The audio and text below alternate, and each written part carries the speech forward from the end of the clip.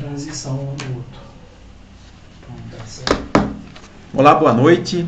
Estamos começando mais um programa Bate-Papo com o Porto, aqui em nossos estúdios. Hoje é terça-feira, dia 23. Tá um friozinho maravilhoso, viu, gente? Bom para ficar aí deitadinho, debaixo das cobertas, mas também assistindo o nosso programa aqui, Bate-Papo com o Porto, que está recheado de notícias boas e notícias aí do Brasil e também do nosso estado de Minas Gerais e de Poços de Caldas. Vamos começar por uma boa notícia. O prefeito Sérgio Azevedo informou que os apartamentos da Minha Casa Minha Vida, lá do Vale dos Pinheiros, no Jardim Itamaraty, que as chaves, né, dos apartamentos já serão entregues aí logo mais em alguns dias. E é bom lembrar, né? Segundo o Sérgio, o sorteio será na Câmara dos Vereadores.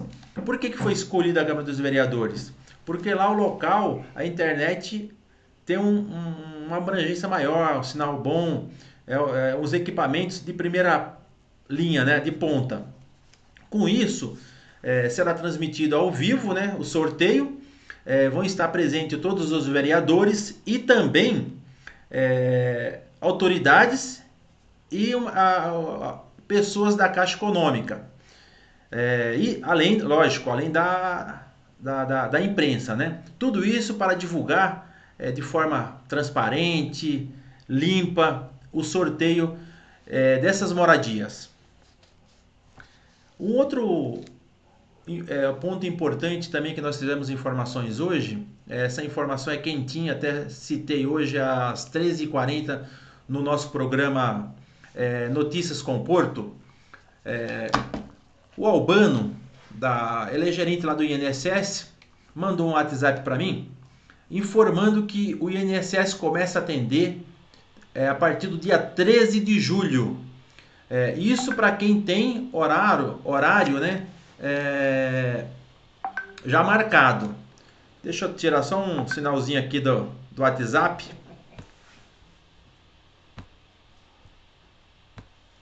Desculpa, viu, gente? Mas ao vivo é assim mesmo. Como eu estava dizendo, né, o Albano falou que o atendimento será no dia 13/7. Para as pessoas, é importante lembrar, só para as pessoas que estão com agendamento marcados para avaliações, né, da parte social e também para quem está em avaliação. Então, fique atento a esses dois atendimentos, né, esses dois tipos de atendimentos. Mas se alguém tiver alguma dúvida, pode ligar aqui para a gente, né, ou mandar um WhatsApp, ou também entrar nas nossas redes sociais com todas as suas dificuldades, qual é o seu problema, que nós encaminharemos aí para o gerente Albano do INSS. Vamos falar agora de saúde aqui de Poços de Caldas, informar como é que está a posição aí da pandemia do Covid-19, informação quentinha que saiu agora há pouco, às 18 horas, né?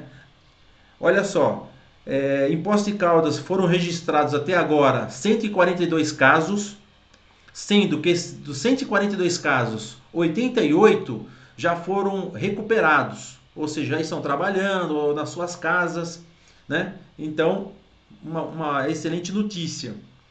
Temos apenas 7 pessoas internadas na UTI, né?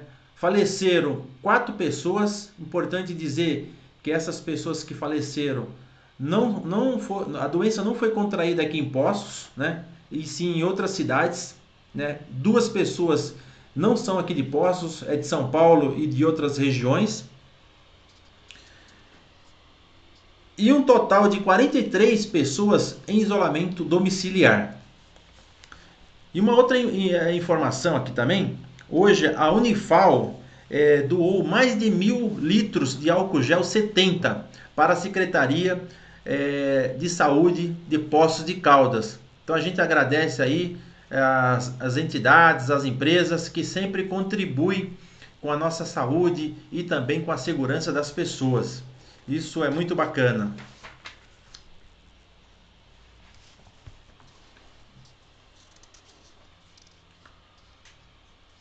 Agora nós vamos falar sobre educação.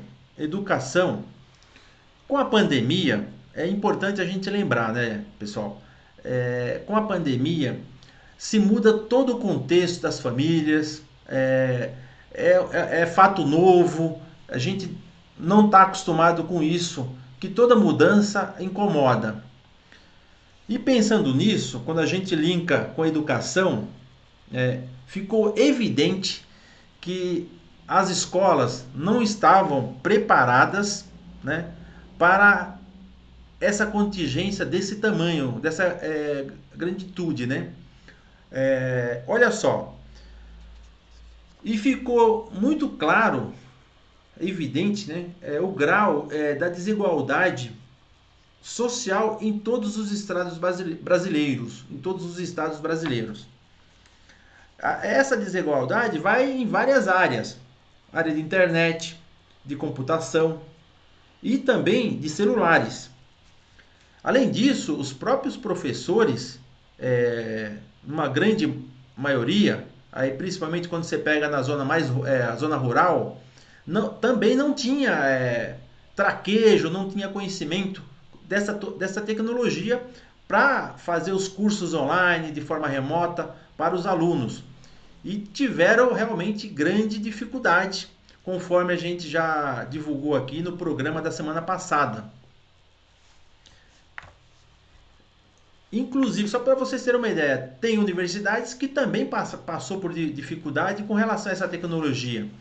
As únicas universidades que tinham, né, conhecimento, que tinha todo o know-how da tecnologia, são as universidades que já faziam cursos online, cursos à distância, né?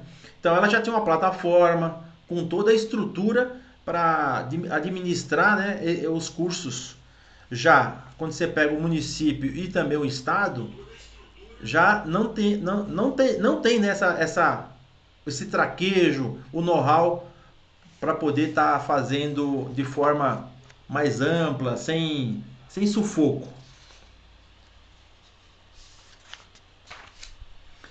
Já em Poços de Caldas, eu dou os parabéns aqui para a secretária de Educação, a Maria Helena, e todo o seu corpo de professores, de diretores da escola aqui do município, né, a escola municipal.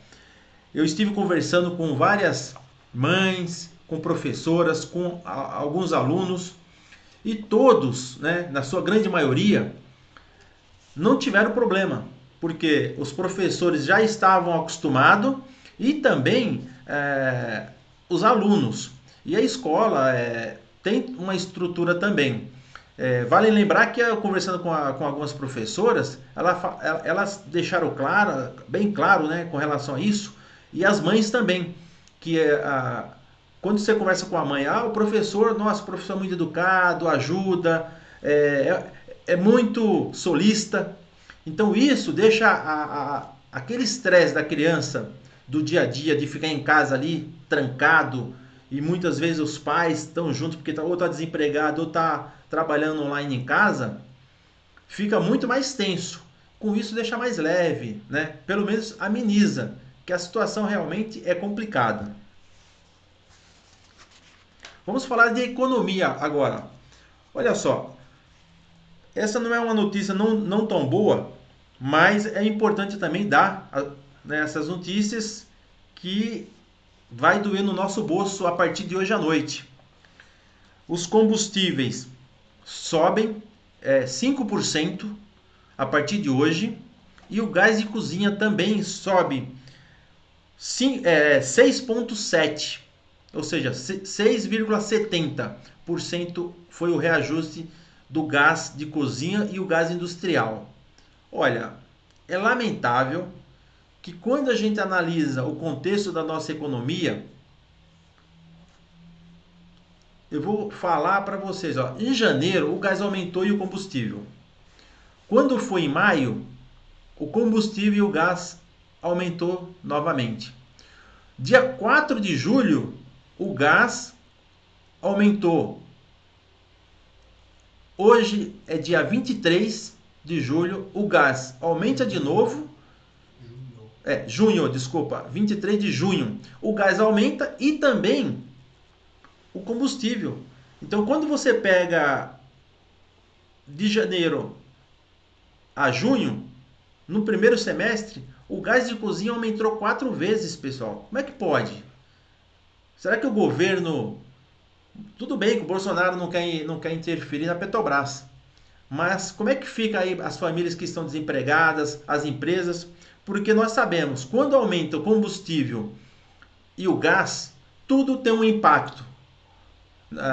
Tanto na família, né, na população, como também tem nas empresas. Quando aumenta o combustível, aumenta tudo. Porque você depende de transporte, de produtos, né, para ser vendido no supermercado, na feira. Então é complicada essa situação. E um outro fato também que podemos ter mais um reajuste também é da carne essa semana. Segundo os pecuaristas, a carne deve subir aí nessa semana aí até sexta-feira. A carne deve ter um reajuste aí em torno aí de 4 a 6%. Então fiquem atentos, porque vai ter mais um custo aí para as nossas famílias.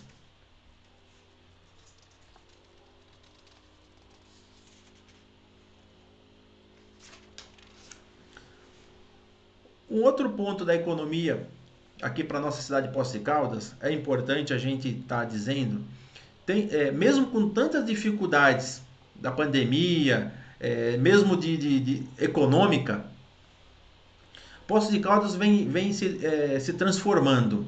Né? Eu costumo dizer, se Deus é brasileiro, Deus nasceu aqui na nossa cidade de Poços de Caldas. Eu conversando com o Maurício Carvalho Dias, essa semana, Maurício diz o seguinte: olha, eu estou investindo na minha fazenda. Fazenda Irarema, para quem não conhece, é um lugar maravilhoso aí. Quando passar essa pandemia, vá visitar a Fazenda Irarema. Ele é produtor de azeite, de carne, de queijo e também de café. Mas ele está se destacando principalmente no azeite. Ele diz o seguinte, que já investiu 11 milhões de reais na Fazenda Irarema, na produção de azeite.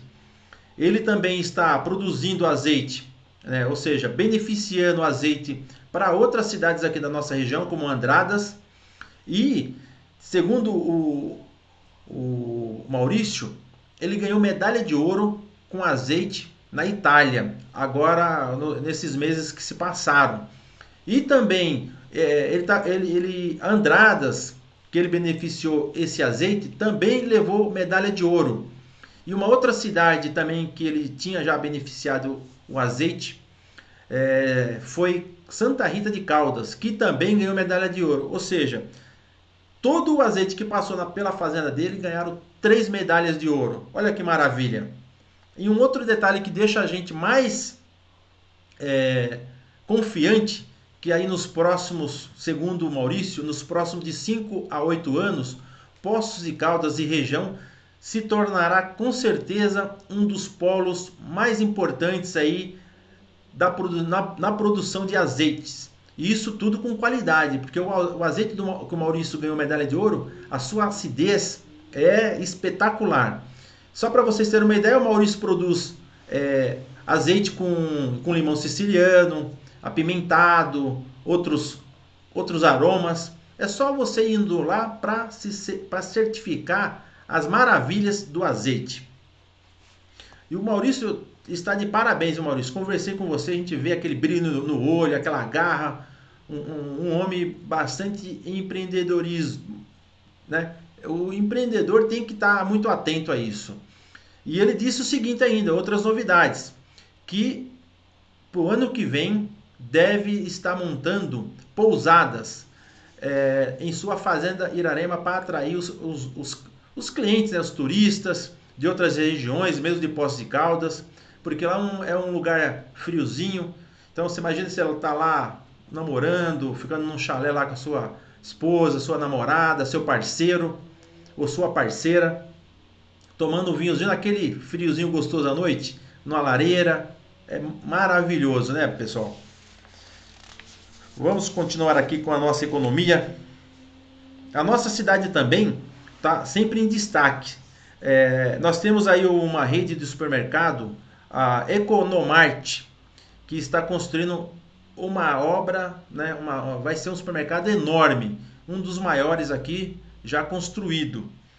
E deve estar inaugurando aí próximo aí de dezembro, e segundo os seus proprietários, devem empregar em torno de 300 pessoas, 300 empregos gerados aqui em Poços, isso direto, fora os indiretos.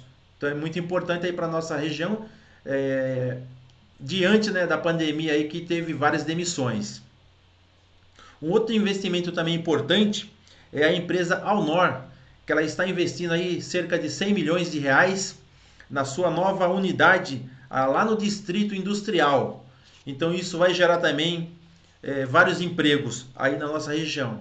Esses investimentos são importantes aqui para a cidade de Poços de Caldas, porque diante dessa pandemia traz confiança, esperança para toda a população, que a cidade está voltando a crescer, voltando a investir, trazendo um ar de confiança. Isso é muito importante para a economia. Vamos falar agora sobre um pouquinho, dando um giro aí pelo Brasil. A Justiça Federal, ela obrigou o nosso presidente Bolsonaro a usar máscara em espaço público. Então, toda vez que ele estiver em espaço público, ele é obrigado a usar máscara. Caso isso não seja cumprido, Bolsonaro pagará multa de R$2.000. Isso também, essa obrigatoriedade, foi imposta pela Justiça Federal para os funcionários também do governo federal de Brasília. Então todos eles deverão usar a máscara quando estiver em público. E vamos também falar de corrupção. Às vezes as pessoas esquecem, nós esquecemos também da corrupção, tudo que aconteceu aí da Lava Jato aqui no Brasil. Então, quando a gente volta a tocar nesse assunto, até arrepia. Por quê? Há poucos dias atrás, descobrimos aí que o governador do Rio de Janeiro está sendo investigado por corrupção, né? O governador é novo, né? O Rio, se não falha a memória aí,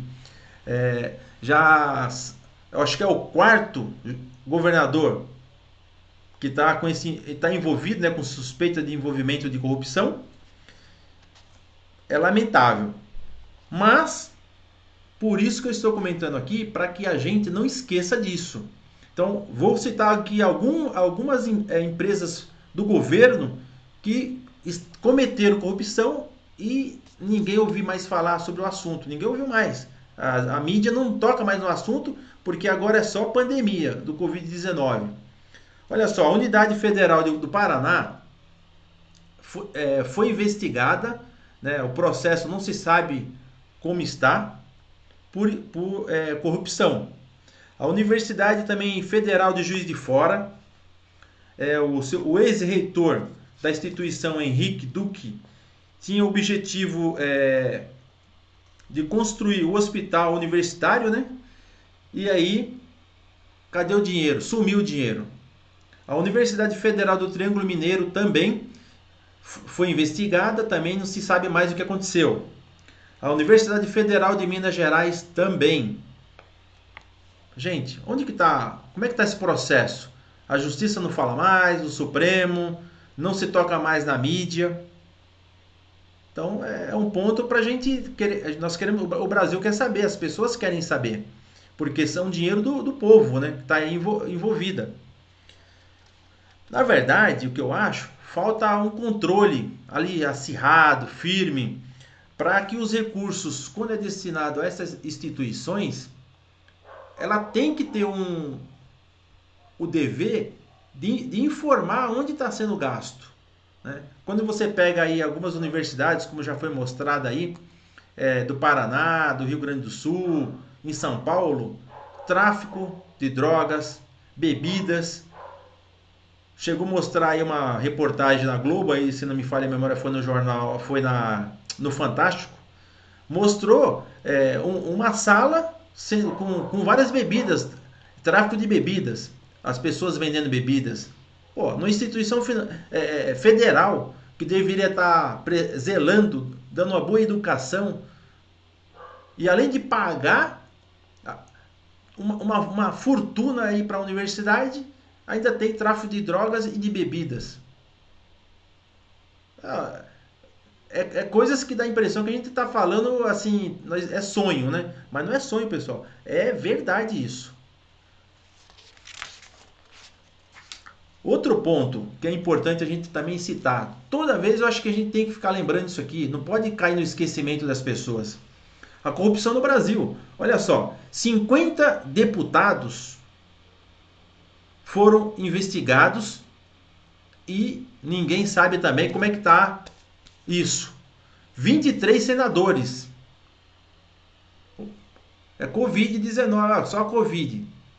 Não, tem que ser passado a limpo essas informações.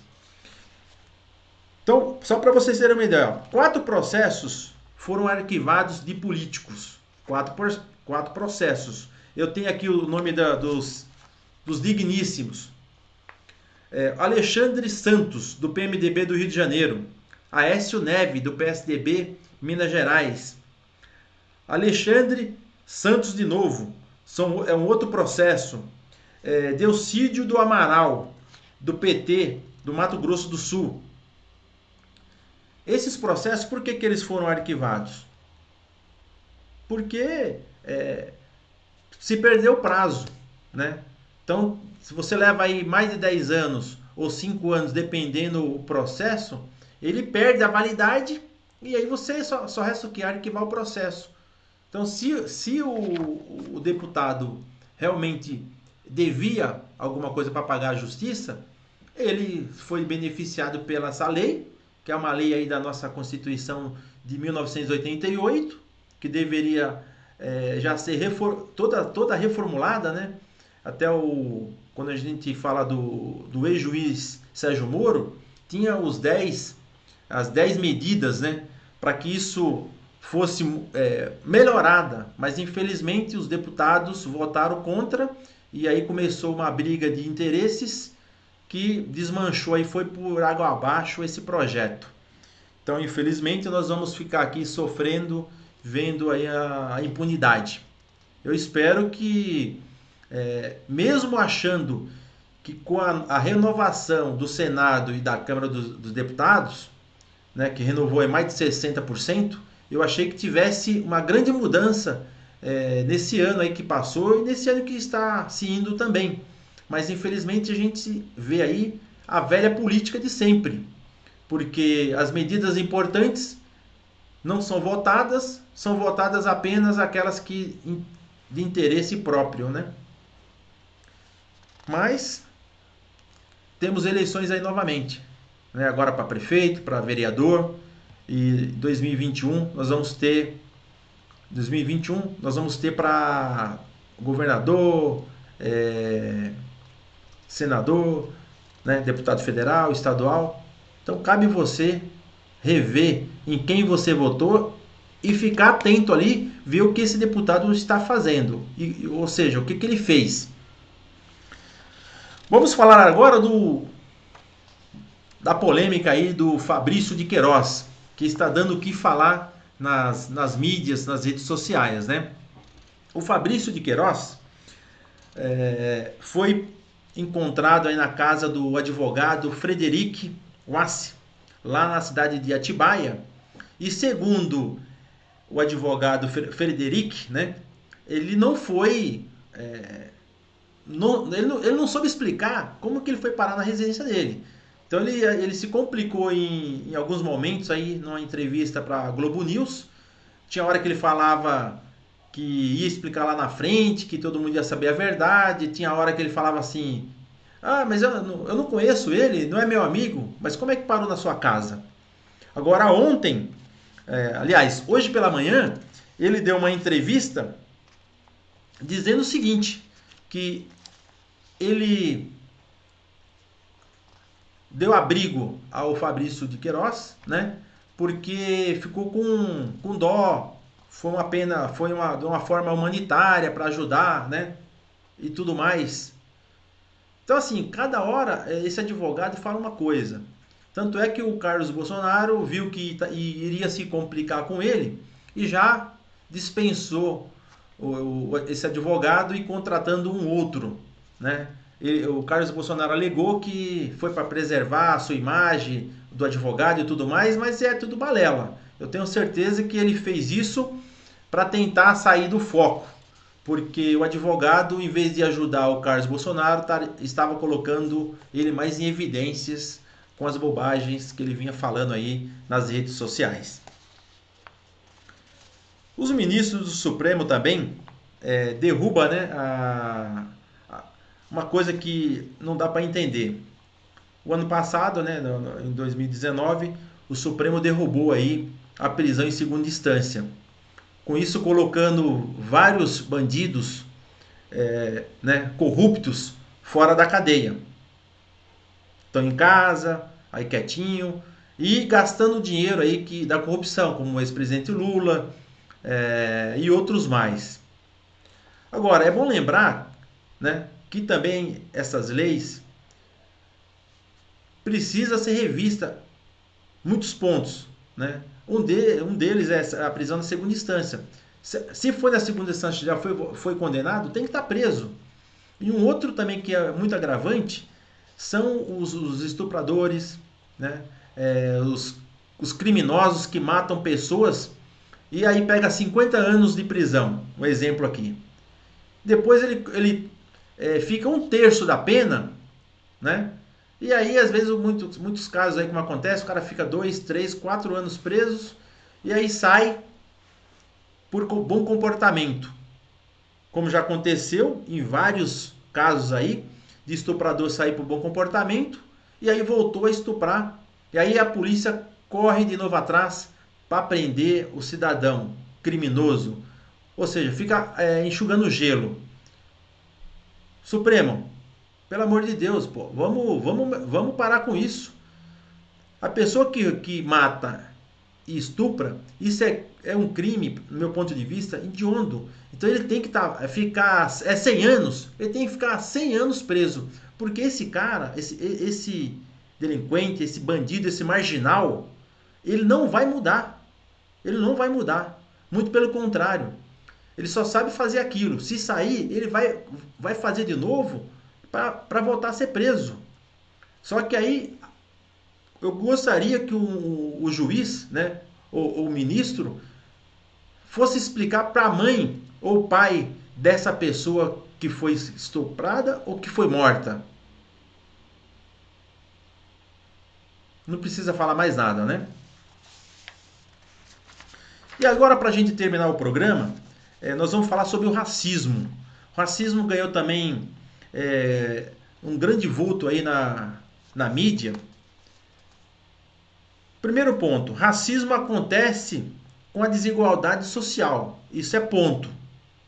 Agora, de onde vem e como surge o racismo? É uma boa pergunta, né? Muito bem. Toda ideia, todo sentimento, toda estrutura de pensamento surge a partir de uma base, de uma matéria da realidade do indivíduo. E não é o contrário. Primeiro surge a necessidade da mão de obra negra, da mão de obra nordestina. Depois surge a justificativa ideológica, né? Para tal. Primeiro surge também o capitalismo. Surge depois o racismo. Então, para que modificarmos, na verdade, toda essa vida de conhecimentos, modificar tudo que nos açoita, que nos agride, que nos implora, precisamos necessariamente toda a base base material e econômica que permeia essas ideias e que nos mata todos os dias. através do racismo, através do LGBT, através da fobia e através do elitismo. Então acho que fica aí algumas palavras que eu citei aqui para a gente repensar sobre a vida, porque todos nós somos seres humanos, todos nós merecemos uma vida digna, um trabalho digno, uma educação digna, uma saúde digna, para a gente ter a nossa família e ter um futuro, gerar renda, gerar recurso e girar a economia local de uma cidade e de um estado. Fica aqui meu apelo aí aos nossos governantes e a você que está nos assistindo. Um beijo no coração, uma excelente noite de terça-feira. Se agasalhe porque está bastante frio. Fique com Deus e até a próxima terça, a partir das 19h30, no programa Bate-Papo com o Porto. Lembrando, aqui você, que amanhã estaremos aqui com as notícias do Porto a partir das 13h30. Fique com Deus. Beijo no coração. Fui!